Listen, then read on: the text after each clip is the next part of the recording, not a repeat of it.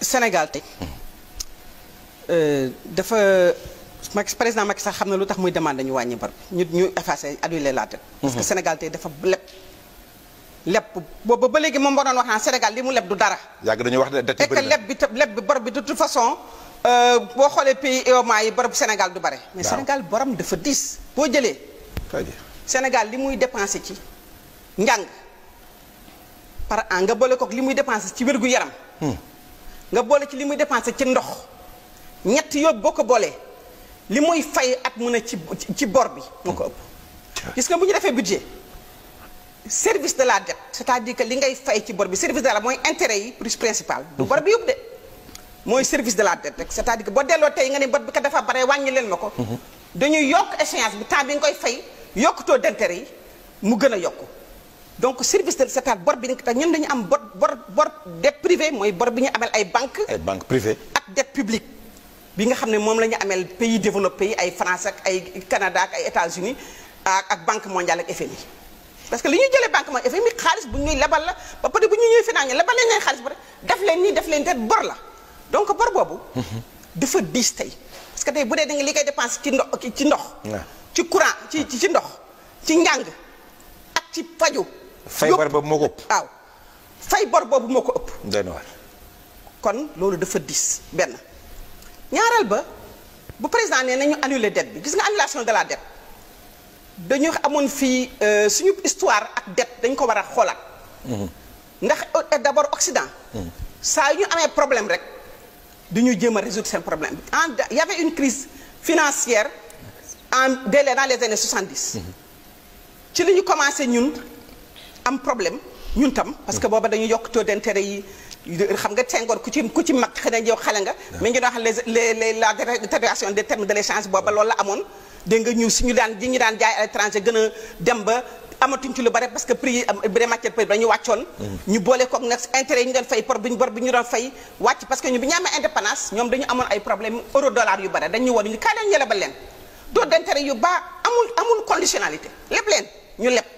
ñu dem ba vers les années 70 bi ñu amee problème ñu commencé nag yokk taux d'intérêt ñu bor bi yéeg africains yi commencé xalaat ay solution pour naka la ñuy régler le problème de la dette foofu la ajustement structurel yi commencé ñu dem ba ci vers les années 90 2000 en 2000 y a eu le Jubilee c'est dans l'église catholique ñoo naan bu amee 100 ans adduna bi dañu war def benn geste bu mag église catholique initié ni nañu annuler la dette du tiers-monde mu nekk campagne bu rëy mu tuddoon campagne boo xam ne bii Global Call to Action Against Poverty ma ne bi bokkoon naa ci bi institution financière yi gisee ni banque kii baa ngi rëy ñu organisation civile société civile mondiale yu bari dañu ci bokk ak église catholique. ñu daal di taxaw ni nañ trouver benn solution bu gaaw ñu ne léegi dañu indi benn programme bu tudd HIPIC initiative mooy programme PPTE pays pauvre très endetté mooy dëkk boo xam ne bi da nga ndóol te bare bor ndóol bare bor ñu tànn leen ñu doon ñaar fukki dëkk ak juróom-benn ci àddina bi Sénégal ci la bokkoon ñu ni dëkk yi dañu leen di jël xool ñoom naka la ñu leen di wàññile seen annuler seen bor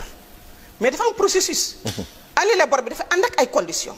benn bi mooy da nga fekk da nga yor sa bor bu diis ba mën a toog ko fay c'est-à-dire sa éducation sa santé ak yooyu bor bi ëpp na ko deuxième condition bi moo di ni yow da ngay engagé wu ni di nga continuer fay yeneen bor yi troisième condition mooy da ngay dem ak FMI nga toog ak moom mu leen da ngay def ay réformes yi lan la privatisation gën a def ajustement structurel c'est-à-dire ubbiwaat say frontières permettre le secteur privé international ñëw sa dëkk compétir ak secteur privé comme ay Auchan ñoom si ñi ci des ñi ñëw toog duñu fay impôt lu ñu gagné yóbbu bitim réew duñu fay ñu naan taux de croissance ak yokk fekk ñoom ñoo ko lekk bu coronavirus ñëwee duñu contribuer et cetera donc nga def loolu nga ñu créer loolu donc annulation de la dette waaw dafay ànd ak conditionnalité yu diis gis nga tey maa ngi wax ak sénégalais yi gis nga crise bi di ñëw États-Unis Amérique ñi ngi jëm ci dépression boo xam ne bi 1929 lañ ko amoon mooy la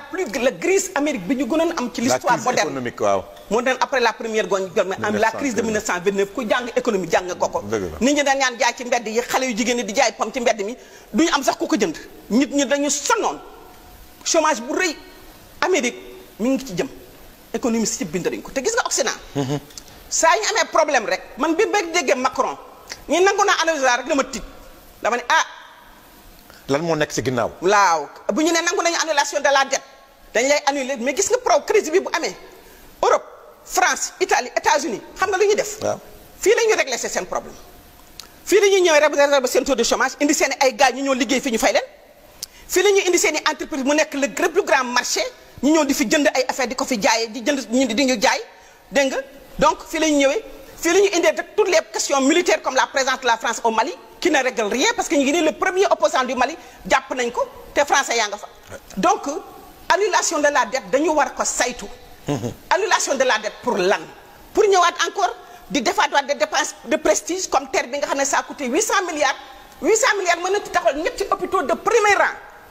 800 milliards bu noonu tax ba sénégalais doo def test ñu yóbbu ko France mu am 3 semaines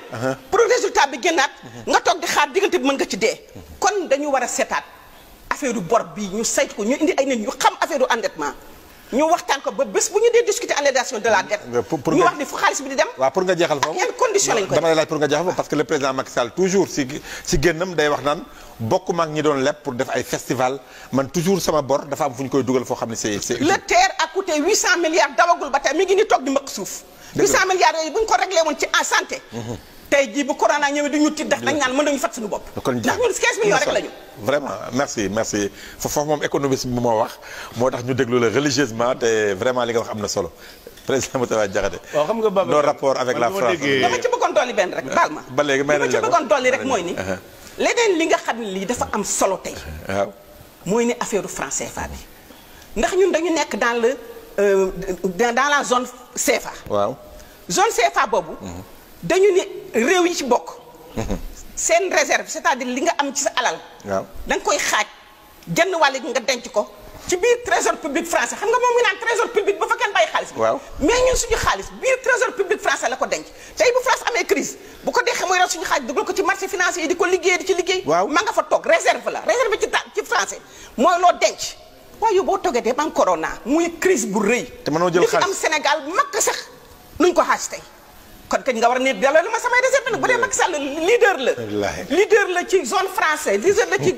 Sénégal ci Afrique francophone dëgg la bu dee leadership boobu muy wax nag na am fit nag taxaw nag ne France delloo leen suñu xaalis ñu régler suñu problème xaalis bu bëre la bu takku la dëgg la kon ñun waruñu nekk fi di leb ak di ñaan ak di yalwaan ak daan ñu suñu xarit te ma dogali ci ni français du xarit de tëj nañu seen i frontière nee nañu seen i médicament dootuñu ko fi indi ko nag ba yóbbu ñu fagaru jël suñu xaalis régler suñuy problème parce que nag am na ñu xarañ ci réew mi ñu ko mën régler merci xam nga sànq dafa am lu Fatou wax léegi ne coronavirus jàngoro la de waaye wan nañu suñuy jàngoro waaye li ma jàpp mooy dafa mel ni président bu Cyril Ramaphosa bu Afrique Sud ak président Macky Sall xamuñu li nu coronavirus wax je crois que solution problème Afrique du yalwaan ñu baal koy borom dana war a jàpp ne 60 ans yi weesu li ñu waroon na def ba Afrique tolloog Afrique du Sud doole pardon Corée du Sud doole li Sénégal waroon def ba Corée du Sud mi mu tolloo woon 1963 tam raw ko fop ni mu waroon def ba Tunisie mi mu tolloo la woon 1963 doole tam raw ko fop nu mu def ba ñi mu àndaloon jiitu ko ñi mu jiitu woon jot ko loolu solution bi du dem di yalwaani ay bor kon man li ma jàpp mooy dialogue national bi ñu commencé woon sax mën nañu ko fa yemale parce que nag coronavirus moom wan nañu li nu war a def. waaw leer na de li nu war a def nag. jàpp naa ne di dem parce que Nadine Morano xam nga dañ ne rek waxambaane bu ko xamal lan. dabee ca bukki dabee ca yoon wa ca doxin wala. xam nga bu fekkee ñun suñu président yëpp Ramaphosa dajale ay nit ne damay créer benn comité pour bor yi président Macky Sall dem TF1 kii nam tali France 24 ak RFI naan nañ nu baal bor yi. su ko defee moom day jàpp ne Afrique ay jàmbaar néew. ñëpp nee nañ sax pour que deful Fatou moo takk léegi kenn du wax loolu. ñëpp nee nañ pourquoi deful interview avec suñu chaîne locale bàyyi di nu tuutal. ñun France yoraluñ ko dara Amérique yoraluñ ñun maanaam ñoom li ñu jël ci ñun. suñ ñu ko dellu si waatoon dootu ñàkk ba adduna tukki. kon problème bi nan def un nouveau départ. fexe ba dans 60 ans xale yiy judd duñ fekk Sénégal gu mel nii waaye naan bàyyi leen nuy bor yooyu nañ ko bàyyi. Babacar mënoo booy yow imagine koñ ba nga dëgg nga dem ba yàgg ki lay lebal njël nga dem naa ko baal ma njël yi nga doon lebal xam nga dootu la teg fenn nañu liggéey te xam ne coronavirus war nañu suñuy faiblesse